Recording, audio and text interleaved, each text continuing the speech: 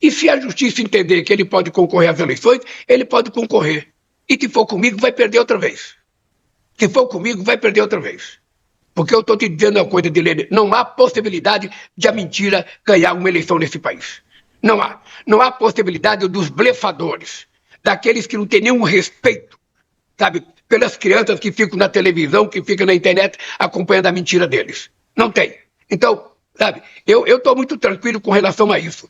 Quem vai decidir o processo é a justiça, quem vai absolver ou condenar é a justiça. Depois que isso acontecer, vamos ver como é que nós vamos fazer. Eu acho que quem tentou dar um golpe, quem articulou inclusive a morte do presidente, do vice-presidente, do presidente do Tribunal Eleitoral, sabe, não merece absolvição.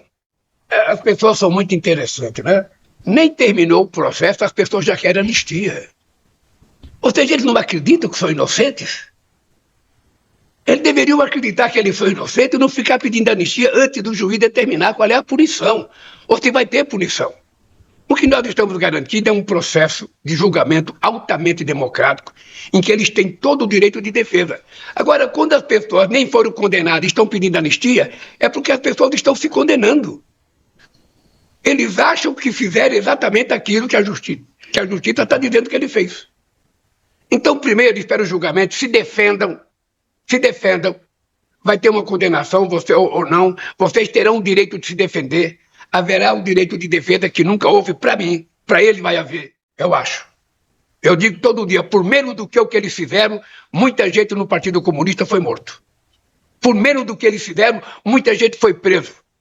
Por menos do que eles fizeram, o Prestes passou 50 anos prestando conta à justiça brasileira. Eles tentaram dar um golpe, anunciar e preparar a morte do presidente da República, a morte do vice-presidente da República, a morte do presidente do Tribunal Eleitoral e acham que são inocentes. Ora, não tem sentido. Eles que paguem pelas mazelas que eles fizeram. Se for inocente, serão absolvidos. Se forem culpados, serão punidos. É isso que vai acontecer. Então, aí eu estou muito tranquilo. Você sabe que uma coisa que me deixa tranquilo é o seguinte, a verdade só o Bolsonaro sabe. Se ele quis dar golpe, ele sabe que quis dar. Por isso é que ele fugiu para Miami. Se ele fosse um homem que não tivesse preparado toda aquela podridão de comportamento, ele teria dado posse, como qualquer ser humano civilizado faria. Mas ele não. Então é o seguinte, vamos aguardar o julgamento. Vamos aguardar o julgamento com muita tranquilidade, porque eu acho hilariante eles pedirem anistia antes de serem condenados. Ou seja, significa que eles não acreditam neles mesmos. Presidente, Murilo aqui prioridade no Congresso, presidente? O presidente, Murilo aqui da Band News, para fazer a última pergunta para o senhor. Eu queria, antes de fazer a última pergunta, convidar o senhor, quando estiver em Belo Horizonte, para vir presencialmente aqui, tanto a Rádio Band News quanto a TV Band Minas. Mas eu queria perguntar sobre essas duas últimas pesquisas do Instituto Quest que saíram nesta semana e na semana passada, onde pela primeira vez 49% dos entrevistados avaliaram negativamente o trabalho do senhor, enquanto 47% avaliaram positivamente. E nesta semana, uma outra pesquisa mostrando que, apesar disso, o senhor lidera todos os cenários para a corrida presidencial, primeiro e segundo turno. E chama a atenção o senhor como única opção da esquerda e vários nomes aí da direita, inclusive o cantor Gustavo Lima. Queria que o senhor analisasse esse momento de uma popularidade ruim, mas ainda assim o senhor liderando essas pesquisas diante desses candidatos da direita. Sabe, ou melhor, Murilo. Desculpa. Murilo, há uma coisa muito engraçada nessas pesquisas. A primeira porque elas são muito distantes, sabe, daquilo que nós iremos fazer acontecer nesse país. Com relação às eleições, não há pesquisa que possa dar certo com 2 anos de antecedência. Nós temos que esperar o momento certo para que a pesquisa possa dizer o que vai acontecer. Com relação à aprovação do governo, eu tenho dito todo santo dia, 2025 será o ano de entrega do nosso governo.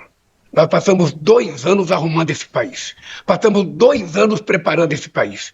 Porque nós entramos numa casa semi-destruída.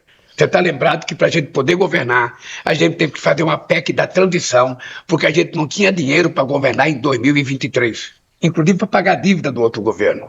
Você está lembrado que nesse pouco tempo a gente ficou trabalhando para aprovar a PEC da oposição, um arcabouço fiscal e uma reforma tributária. E plantando, carpinando a terra, passando o arado e jogando semente. Agora, 2025 é o ano da colheita que nós vamos fazer nesse país.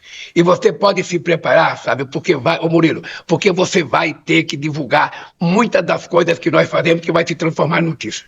Pode ficar tranquilo que você vai poder acompanhar com muito carinho o que vai acontecer nesse país, na questão do emprego, na questão do salário, na questão da inflação, na questão de rodovia, na questão da educação. Só em Minas Gerais, Murilo, nós temos, só em Minas Gerais, 385 mil jovens que iam desistir da escola e que nós criamos o pé de meia para garantir que esses jovens pudessem continuar estudando. Só em Minas Gerais.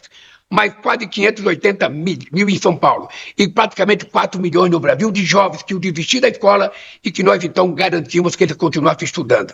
Porque nós temos consciência de que somente a educação é capaz de garantir que esse país seja um país desenvolvido. Então eu estou convencido disso, estou convencido que quando chegar lá para abril ou maio do ano que vem, as pesquisas começam a ter uma proximidade com a realidade. Mas por enquanto é muito cedo escolher quem é que vai ser candidato a presidente da República, é muito cedo querer medir a aprovação de um governo. Você está lembrado que no primeiro mandato eu dizia o seguinte, eu fui eleito para governar até 31 de dezembro de 2026. Eu quero ver quando chegar no último mês de governo, a gente fazer uma comparação de tudo que foi feito no nosso governo com tudo que foi feito no governo anterior e você vai perceber que na maioria das coisas nós estamos fazendo em 2 anos o dobro do que eles fizeram em 4 anos. E quando chegar em dezembro de 2026, a gente vai ter feito o triplo do que eles fizeram, porque eles não trabalharam a não ser contar mentira, a não ser fazer fake news, a não ser dizer inverdades para o povo brasileiro. É isso que me deixa convencido de que a colheita será extraordinária, sabe, no ano de 2025. Eu vou começar a viajar ao Brasil, estou começando a viajar, sabe, amanhã, depois eu viajo sexta-feira e a partir da semana que vem não pararei mais de viajar esse país para entregar obras, dar lançamento de início de obras e fazer a colheita que eu estou te prometendo agora. Eu estou convencido. Venha a Band Minas, por favor. Se o senhor vem a Band Minas, o convite está lançado. Não, e quando eu vou em Minas, você prepara uma cadeira, prepara os entrevistadores que eu vou visitar a Band News. Obrigado, presidente. Presidente, agora sim, Sávio da Rádio Mundo Melhor, eu queria fazer também a minha última pergunta aqui para o senhor, e aí nessa última pergunta, eu queria voltar um pouquinho ali no cenário internacional, né, porque o senhor inclusive fez agora há pouco algumas críticas a falas do presidente dos Estados Unidos, Donald Trump. E dentre as falas que ele fez recentemente, ele fez algumas ameaças de duras taxações aos membros do BRICS, caso o dólar fosse abandonado como a principal moeda de negociações entre o bloco, né? Inclusive dizendo que se o BRICS adotasse uma moeda diferente, ele poderia taxar até em 100% as negociações envolvendo os países membros do BRICS. O que eu queria entender aqui com o senhor é como é que o Brasil está acompanhando essa situação, se o Brasil estuda uma eventual retaliatória, vamos dizer assim, né, uma resposta de igual moeda caso esse tipo de ação ocorra por parte dos Estados Unidos, por conta desse anseio que o senhor já manifestou publicamente várias vezes, de não ficar dependendo apenas do dólar como principal moeda de negociação. E aproveito também para deixar aqui o convite para o senhor quando vier ao leste de Minas Gerais para visitar aqui os estúdios da Rádio Mundo Melhor.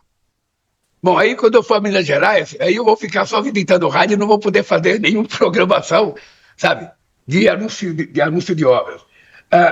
Sábio, tem uma coisa muito importante que é o seguinte. Você tem um tipo de político que vive de bravata. Vive de bravata. Então, o presidente Trump, ele fez a campanha dele assim.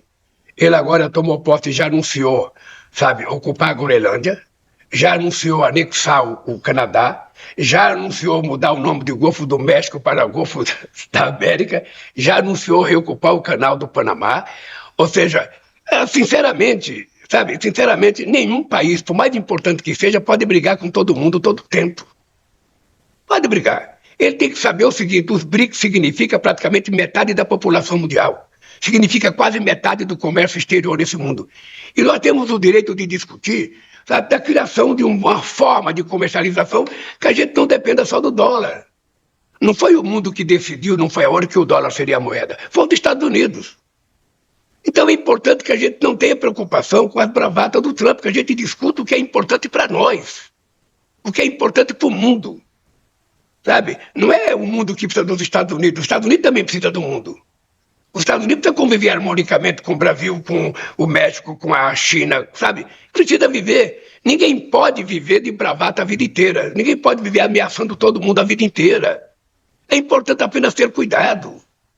Sabe? Os Estados Unidos da vida inteira foi vendido como se fosse o símbolo da democracia mundial. Se autodeterminou o juiz do planeta. Uma fábula de dinheiro é gasto, sabe, com armamento todo santo dia com as Forças Armadas. Ora, ele não pode agora mudar repentinamente do país que vendia a ideia da paz para o país que vende a ideia da provocação, da discordância. É importante pensar nisso. É importante pensar nisso. Faz uma bravata hoje, amanhã conversa com o México. Faz uma bravata amanhã, depois conversa com o Canadá. Faz uma bravata com a Venezuela e vai conversar com a Venezuela. É importante fazer o diálogo com todo mundo. Eu digo todo dia, o Trump foi eleito para governar os Estados Unidos, eu fui eleito para governar o Brasil. Ele deve cuidar bem dos Estados Unidos e deve cuidar bem do Brasil. A relação comercial com os Estados Unidos é muito boa. A nossa relação diplomática é de 200 anos. Nós temos um fluxo de balança comercial de praticamente 85 bilhões e eles têm superávit com relação a nós. Mas o mundo não precisa só dos Estados Unidos. O mundo precisa de todo mundo. Só para você ter ideia, o Brasil abriu 303 novos mercados para exportar os nossos produtos. 303 novos mercados. Não é só os Estados Unidos. Nós precisamos dos Estados Unidos. Presidente, numa eventual taxação do governo americano a produtos brasileiros por causa de uma discordância da forma de negociação, o Brasil também estaria disposto, como resposta, a taxar produtos americanos? É lógico. É lógico, é o mínimo de defeito que merece um governo, é utilizar a lei da reciprocidade. Você tem na Organização Mundial do Comércio uma permissão para que você possa taxar qualquer produto até 35%. Sabe? Para nós, o que seria importante seria os Estados Unidos baixar a taxação e nós baixarmos a taxação. Mas se ele ou qualquer país aumentar a taxação com o Brasil, nós iremos utilizar a reciprocidade, nós iremos taxar eles também. Ou seja, presidente, isso é simples, é muito democrático. Não há por que ficar tentando colocar uma questão ideológica nisso. O que eu acho é que o mundo está precisando de paz, de serenidade. O mundo está precisando de alguém que trate, sabe, as coisas com muita delicadeza, porque o mundo está muito nervoso. E eu acho que não é possível a gente não entender que somente com muita paz, com muita harmonia, a gente pode fazer o mundo que a gente sonha. Eu estou vendo o comportamento dos Estados Unidos, já rompeu com a IMF, agora deixou de pagar não sei o quê. Ou seja, os Estados Unidos estão se isolando do mundo. E isso não é importante, nem para eles e nem para o mundo.